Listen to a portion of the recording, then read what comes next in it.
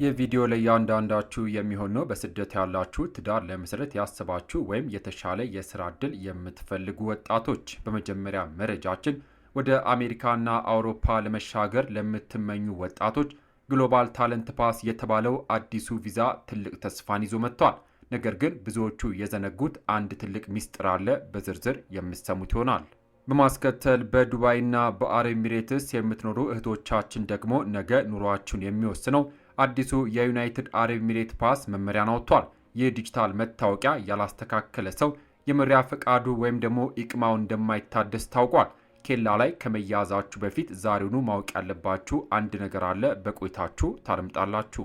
በመጨረሻም አሜሪካ ትልቁን የጦር መርከብ ማንቀሳቀሷና የአፍሪካ ቀንድ እጣ ፋንታ ምን እንደሚሆንበት የምናይበት ሁሉንም ያስገረመው ዝርዝር መረጃ በቪዲዮ ማብቂያ ላይ እናያለን። እነዚህን የተመለከቱ አጫጭርና ዝርዝር መረጃዎችን ወደ እናንተ እናደርሳለን። አብራችሁን ቆዩ። ሰላም ጤና ይስጥልኝ። የተከበራችሁ የዩቲዩብ ቻናሌ ቤተሰቦች በሰዓታት ልዩነት አዳዲስ መረጃ ወደ እርስዎ እንዲደርሰው የዩቲዩብ ቻናሌ ሰብስክራይብ ማድረግ የደውል ምልክቷን መጫን ቪዲዮን ላይክ ማድረጉን አይዘንጉ። መረጃውን አድምጡ፣ አብረን እንከታተለው። ክቡራን አድማጮች ወደ መጀመሪያው መረጃችን ሳልፍ ይህ ዜና ለዲያስፖራው ትልቅ ተስፋ ቢሆንም ብዙዎቹ የዘነጉት አንድ ሚስጥር አለ። ይህ ቪዛ የመጣው በአውሮፓና በአሜሪካ የታየውን ከፍተኛ የባለሙያ እጥረት ለመሙላት ነው። ቪዛው በዋናነት ስኪል ላቦር ወይም ሙያ ያላቸውን ሰዎችም ይመለከታል። በተለይ በነርሲንግ፣ በኢንጂነሪንግና በአይቲ ዘርፍ የተሰማሩ ኢትዮጵያውያን በአውሮፓ መኖሪያ ፈቃድ ኑሯቸው ወደ አሜሪካ ሄደው መስራት እንዲችሉ በርም ይከፍታል። ሁለቱ ቀጠናዎች በኢኮኖሚ ውድድር ውስጥ ስለሆኑ እንደ ህንድ እና ቻይና ያሉ ሀገራት ለመቅደም የተጠቀሙበት ስልት ነው። ይህ ቪዛ ጥገኝነት ወይም ደግሞ አሲዩም የጠየቁ ሰዎች ወዲያውኑ አይመለከትም። ነገር ግን ህጋዊ መኖሪያ ፈቃድ ያላቸው ዜጎች በቀላሉ እንዲዘዋወሩም ያስችላል። በስደት ሀገር ያላችሁ ወጣቶች ይህን ዕድል ለመጠቀም ሙያችሁን ማዳበር እንዳለባችሁ ዛሬ የወጣው ሪፖርት ያሳስባል።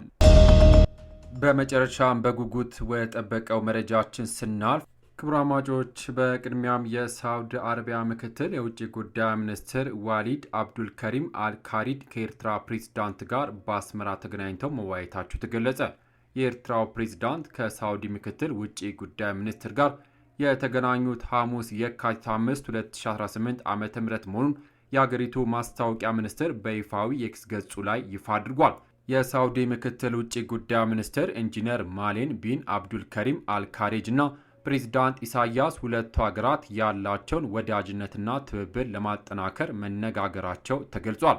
ከዚህም በተጨማሪም የሳውዲ ልዑካን ከኤርትራው ፕሬዝዳንት ጋር በቀጠናውና በዓለም አቀፍ ጉዳዮች ላይ ተነጋግሯል። በዚህም ሳምንት አጋማሽ ላይ የሳውዲ አረቢያ ውጭ ጉዳይ ሚኒስትር ልዑል ፌሰል ቢን ፋራ ወደ ኢትዮጵያ መጥተው ከጠቅላይ ሚኒስትር ዶክተር አብይ አህመድ ጋር በአዲስ አበባ በሁለትዮሽ እንዲሁም ቀጠናዊ ጉዳዮች ዙሪያ መወያየታቸው ተገልጿል። የጠቅላይ ሚኒስትር ዶክተር አብይ አህመድና የሳውዲ የውጭ ጉዳይ ሚኒስትር ውይይት በዝርዝር ባይገለጽም በቁልፍ ዘርፎች ላይ በሁለቱ ሀገራት መካከል ያለው ትብብር ማጠናከር እንዲሁም የሁለቱንም አገራት ፍላጎት በሆኑ ቀጠናዊና ዓለም አቀፍ ጉዳዮች ዙሪያ መተባበር ላይ ያተኮረ እንደሆነም ተገልጿል። የሳውዲ አረቢያ ውጭ ጉዳይ ሚኒስትር ከፍተኛ ባለስልጣናት ወደ ሁለቱ ሀገራት ጉብኝት ያደረጉት ኢትዮጵያና ኤርትራ ዳግም ወደፊት ግጭት ይገባሉ የሚለው ስጋት ባየለበት ወቅት ነው።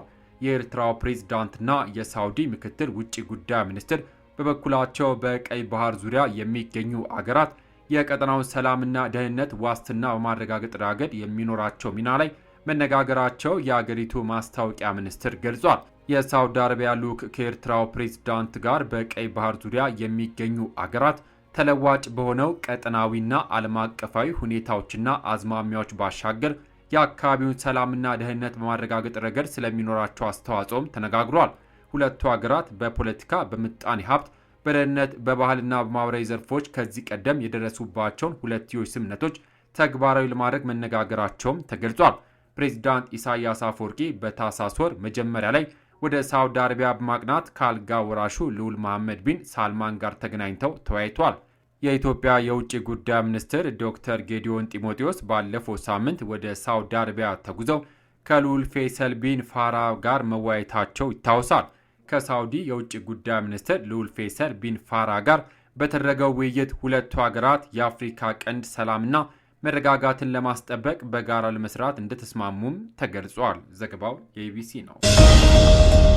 በመቀጠል አሜሪካ በዓለም ካሉ ግዙፍ የጦር አውሮፕላን ተሸካሚ መርከቦች ትልቅ የሆነውና ወደ ቬኔዙዌላ የባህር ዳርቻ አሰማርታው የነበረውን የጦር መርከብ ወደ መካከለኛው ምስራቅ እንዲያቀና ትዕዛዝ ሰጠች። አሶሺየትድ ፕሬስ እንደዘገበው ዩኤስኤስ ጄራርድ ፎርድ የተባለው ግዙፍ የጦር መርከብ ከካሪቢያን ባህር ወደ መካከለኛው ምስራቅ እንዲጓዝ ትዕዛዝ ተሰጥቶታል።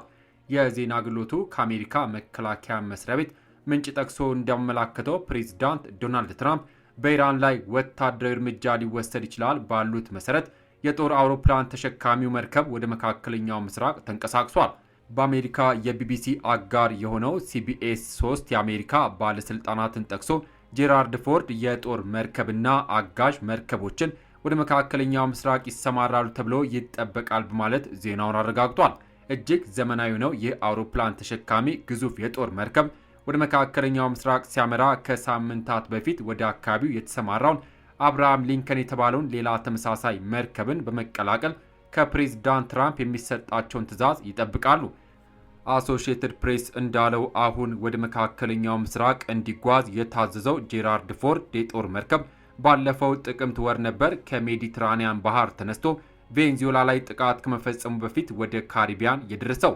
አሁን ደግሞ ወደ መካከለኛው ምስራቅ እንዲያቀና የታዘዘው አሜሪካና ኢራን የሚያደርጉት ውጤት የማያስገኝ ከሆነ ወታደራዊ እርምጃ በኢራን ላይ እንደሚወሰድ ፕሬዚዳንት ትራምፕ በተናገሩት መሰረት ጫና ለመፍጠር ሊሆን እንደሚችል ዎል ስትሪት ጆርናል ዘግቦ ነበር። ፕሬዚዳንት ትራምፕ ምክትላቸው ጄዲ ቫንስ ባለፉት ቀናት ተጨማሪ የጦር መርከብ ወደ መካከለኛው ምስራቅ እንደሚያሰማሩና ፕሬዚዳንቱ ሁሉንም አማራጮች እንደሚጠቀሙ ገልጸው ነገር ግን ቅድሚያ የሚሰጡት ከኢራን ጋር ስምምነት ላይ መድረስ እንደሆነም አስታውቀዋል። ዘገባው የቢቢሲ ነው። ክቡራን አድማጮች ለሰዓቱ ያስኩላችሁ መረጃዎች እነዚህን ይመስሉ ነበረ። በተለይ ስለ አዲሱ የጋብቻ መመሪያና በዱባይ ስላለው የዩናይትድ አረብ ኤሚሬት ፓስ አሰራር ያሉትን ሀሳብ በኮሜንት ላይ አጋሩን። ይህ መረጃ ሌሎች እንዲደርስ ቪዲዮን ላይክ ማድረጋችሁን አትርሱ። ለቻናላችን አዲስ ከሆናችሁ ደግሞ በየቀኑ እንዲያሉ ወቅታዊና ወሳኝ መረጃዎችን ለማግኘት ሰብስክራይብ ማድረግ የደወል ምልክቱን መጫን አትዘንጉ። ከሰዓታት በኋላ ሌሎች በአዲስ መረጃ እስከምንገናኝ በያልንበት የዓለም ዳርቻ ቸር እንቆይ።